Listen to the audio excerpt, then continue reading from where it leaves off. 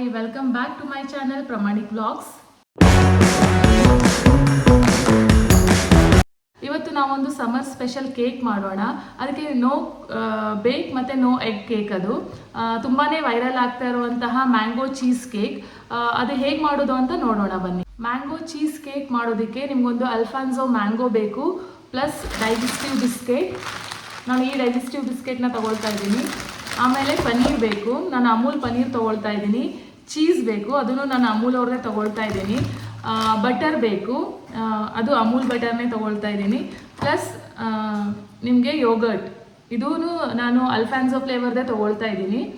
So ಇದು ಹೇಗೆ ಮಾಡೋದು ಅಂತ ನೋಡೋಣ ಬನ್ನಿ. ಸೊ ಫಸ್ಟ್ ಸ್ಟೆಪ್ ಬಂದುಬಿಟ್ಟು ಡೈಜೆಸ್ಟಿವ್ ಬಿಸ್ಕೆಟ್ನ ಪೌಡ್ರ್ ಮಾಡ್ಕೋಬೇಕು. ಪೌಡ್ರ್ ಅಂದರೆ ಸ್ವಲ್ಪ ತರಿಯಾಗೇ ಮಾಡಬೇಕು. ನೋಡಿ, ಬಿಸ್ಕೆಟ್ ಬಂದುಬಿಟ್ಟು ಈ ಥರ ಪೌಡ್ರ್ ಆಗಬೇಕು. ಅದನ್ನು ಒಂದು ಬೌಲ್ಗೆ ಟ್ರಾನ್ಸ್ಫರ್ ಮಾಡ್ಕೊಬಿಡಿ.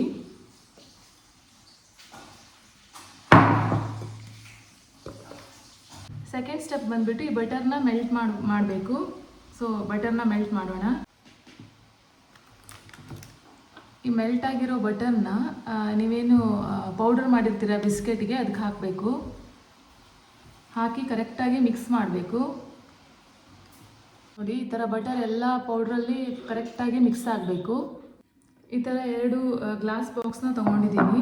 ಅದಕ್ಕೆ ಈ ಥರ ಇದೇನು ಮಾಡಿದ್ದೀರಾ ಬಿಸ್ಕೆಟ್ ಮತ್ತು ಮೆಲ್ಟೆಡ್ ಬಟರ್ ಹಾಕಿ ಈ ಥರ ಮಿಕ್ಸ್ಚರ್ ಇದೆಯಲ್ಲ, ಅದನ್ನು ಹಾಕಿಬಿಟ್ಟು ಫ್ರೀಝರಲ್ಲಿ ಸೆಟ್ ಆಗೋಕ್ಕೆ ಬಿಡಬೇಕು. ಒಂದು 10-15 ಮಿನಿಟ್ಸ್ ಬಿಟ್ಟರೆ ಈ ಥರ ಕಾಣುತ್ತೆ. ಇದನ್ನೀಗ ಫ್ರೀಝರಲ್ಲಿ ಸೆಟ್ ಆಗೋಕ್ಕೆ ಬಿಡೋಣ. ಈಗ ನೆಕ್ಸ್ಟ್ ಸ್ಟೆಪ್ ಬಂದುಬಿಟ್ಟು ನಾವು ಕ್ರೀಮ್ ಚೀಸ್ನ ರೆಡಿ ಮಾಡ್ಕೋಬೇಕು. ಅದಕ್ಕೆ ನೀವು ಮಾರ್ಕೆಟಲ್ಲಿ ನಿಮಗೆ ಕ್ರೀಮ್ ಚೀಸ್ ಸಿಕ್ಕಿದ್ರೆ ಅದನ್ನೇ ಯೂಸ್ ಮಾಡ್ಕೋಬೋದು. ಈಗ ನಾನು ಈ ಥರ ಚೀಸ್ನ ಹಾಕ್ತಾಯಿದ್ದೀನಿ, ಕ್ಯೂಬ್ ಚೀಸ್ನೇ ಹಾಕ್ತಾ ಇದ್ದೀನಿ.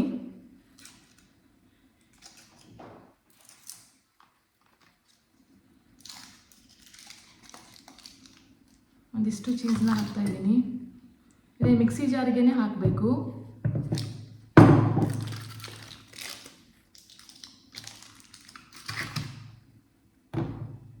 ನೆಕ್ಸ್ಟು ಸ್ವಲ್ಪ ಪನ್ನೀರ್ ಹಾಕಬೇಕು.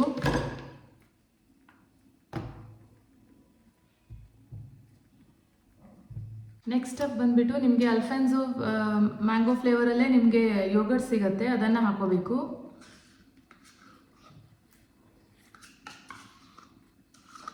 ಚೀಸ್, ಪನ್ನೀರ್ ಮತ್ತು ಯೋಗರ್ಟ್, 1 ಟೇಬಲ್ ಸ್ಪೂನ್ ನಾನು ಹನಿ ಹಾಕಿದ್ದೀನಿ. ಅದನ್ನು ವಿಡಿಯೋ ಮಾಡೋದು ಮರೆತು ಹೋಗಿದ್ದೀನಿ.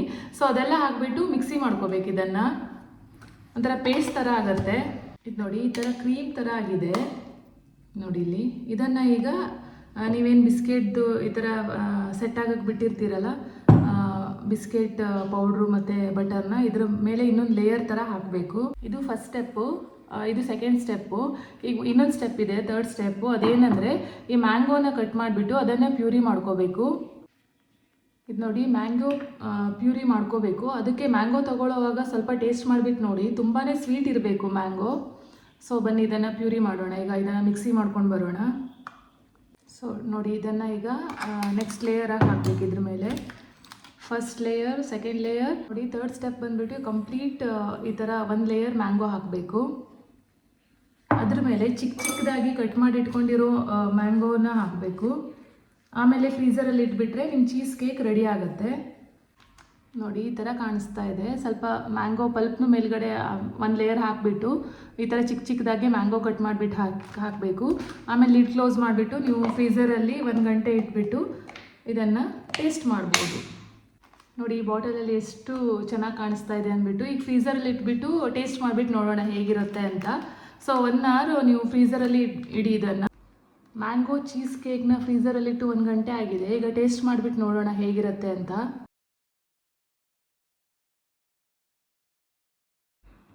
ಬನ್ನಿ ಟ್ರೈ ಮಾಡಿ ನೋಡೋಣ ಹೇಗಿರುತ್ತೆ ಅಂತ. ನೋಡೋದಕ್ಕಂತೂ ಚೆನ್ನಾಗಿ ಕಾಣಿಸ್ತಾ ಇದೆ.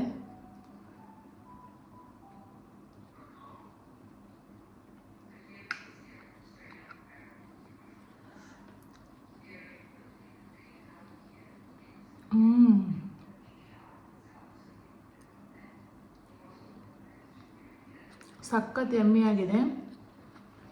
ನೀವು ಒಮ್ಮೆ ಟ್ರೈ ಮಾಡಿ ನೋಡಿ.